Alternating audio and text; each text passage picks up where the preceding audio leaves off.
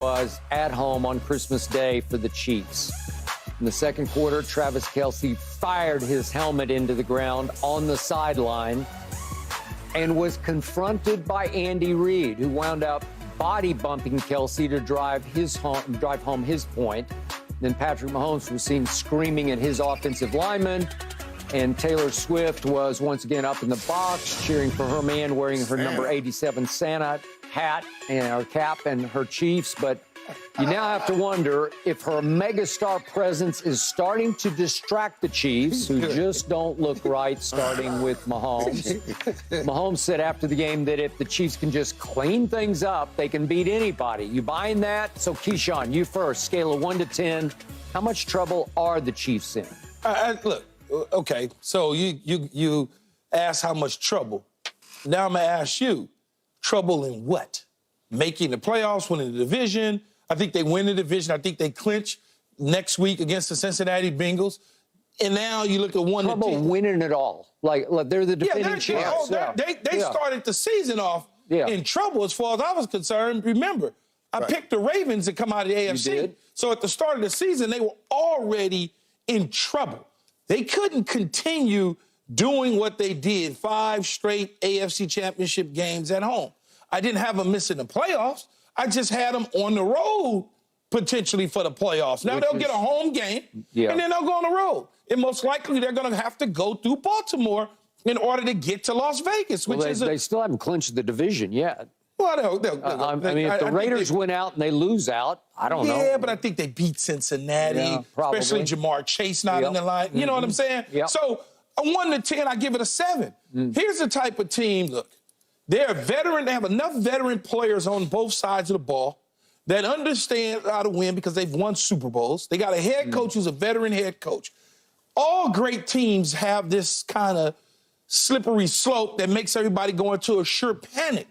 Now, all of a sudden, they go on the road after they win at home against whoever, I don't know. Then they go on the road and they get the divisional game, most likely on the road at some team that has a better record than them, maybe Miami, maybe Baltimore. Maybe. And then when you look at it, you say to yourself, can they beat those teams?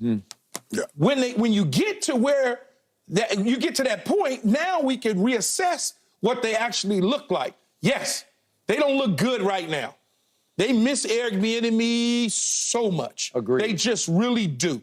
And in the end, I still think that they're going to be a team to be reckoned with come playoff time. By the way, how would you have responded if your coach had sort of hip-checked you like that as he was scolding you? Oh, I wouldn't have. I'd have did just like Kelce, left it alone. I've been grabbed by coaches and pushed by coaches and, sworn by all that. So he's a veteran. Andy Reid knows him. He knows his players, Michael. So what you want him to do? Push him back? He ain't going to do that. No, that's a love bump. That's a love bump. That's not a bad thing. Get your head out of your new what? Let's go. That sort of thing.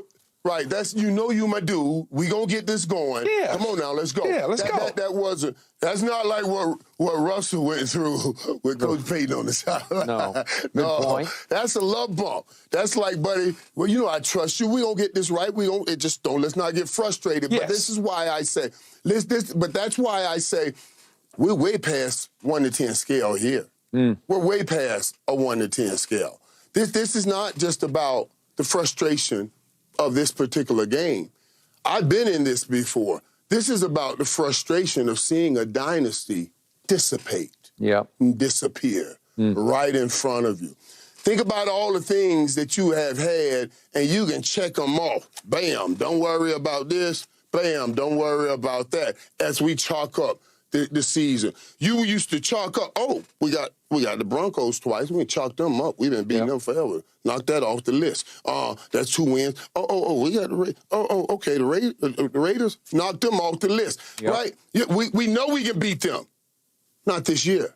We don't know anymore because this year they showed you something different. They showed you for the first time, which tampered with your mind. Now, you're not that same team. You're not that dynasty. You can't turn it on. When you see those helmets getting thrown on the sideline, that's, my God, we can't. We used to turn it on right now and take off.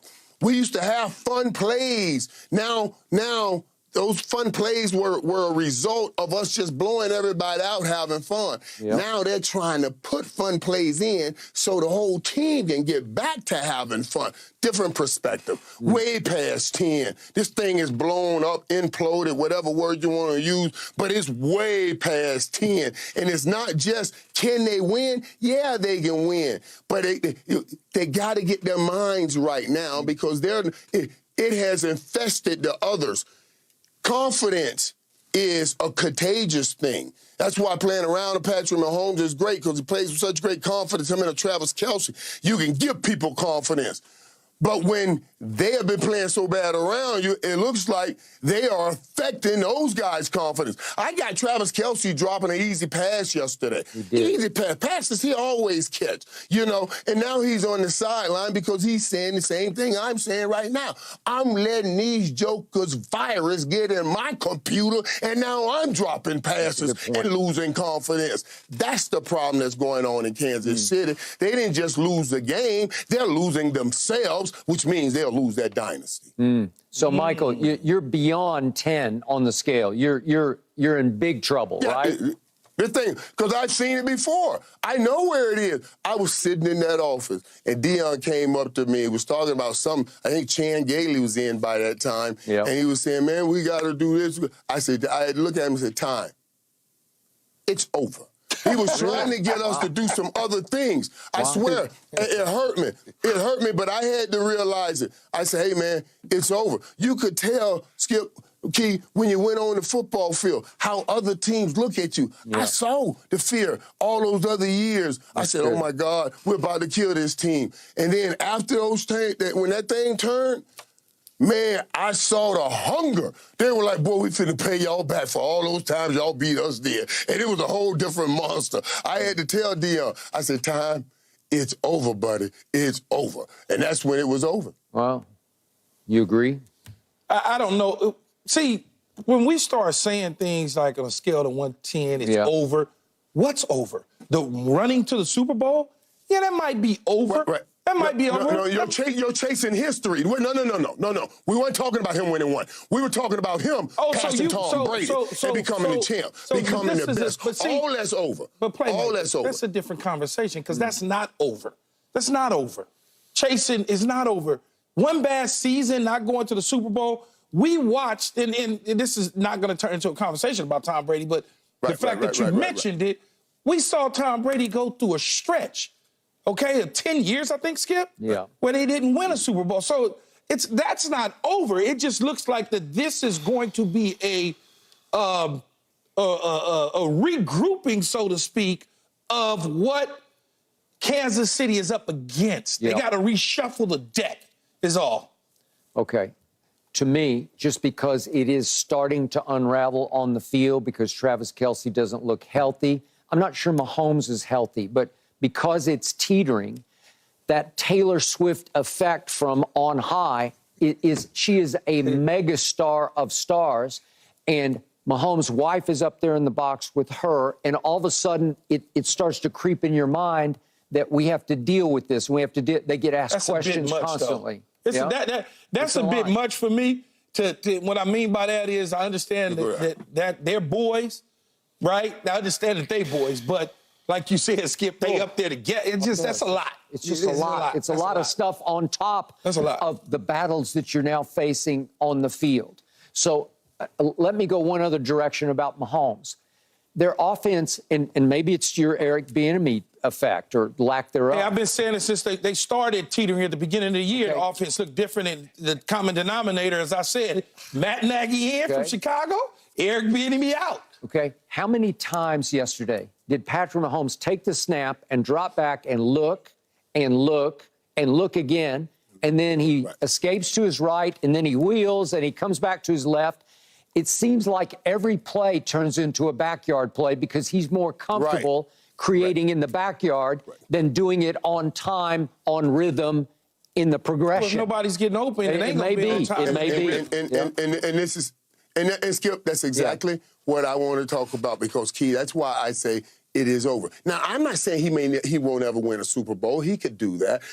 But we were talking about him in the ways of catching Tom Brady. Let me tell you why he's not going to do that. He's not going to be able to run like that for the next 20 years and move around and buy that kind of time. Tom did it with less talent, and he raised them up by getting rid of the ball quickly. It didn't use his body. He didn't require the moving around and all those things. All he required was boom, boom, boom. I'm going to take this talent. I'm going to play inside-out football. I'm going to throw this ball quick even before you can get to me. Now, Patrick Mahomes' way is, okay, if I take less talent, like Tom Brady, I'm not going to pre-snap beat you. I'm going to post-snap beat you. And post-snap beating you means I got to run around a lot, and he's going to get older and not be able to run like that. That's why he's not going to be able to catch Tom Brady. He may still win a few, but you had to be on this consistent course to catch Tom Brady, and that consistency has fallen out. Well, last year when he lost Tyreek Hill, defenses played him different. They wanted him to stay more patient. And everybody kept saying, well, he can't do it, he can't do it, he can't do it. Eventually, he started doing that and dinking and dunking and staying more patient and methodically moving the football down the field. But, Skip, Eric Bieniemy was on the sideline. He was. He's not on the sideline right now. So, you know, unless somebody or Andy Reid or something like that gets to him and gets him to understand those sort of things, then we may see what we see yesterday continue for a short period of time until they fix it. Yeah, very good point. Great point. I love the Brady is pre-snap, Mahomes is post-snap. That's how they play. That's who they are in the end. And what's the Cowboys? Right. We're no snap. Get on, man. Get on. All right, speaking of the Cowboys, in a moment, we have to deal with the Eagles. And to me, the Eagles still look like pretenders instead of contenders. Maybe the Cowboys are too, but we'll debate next. No mercy.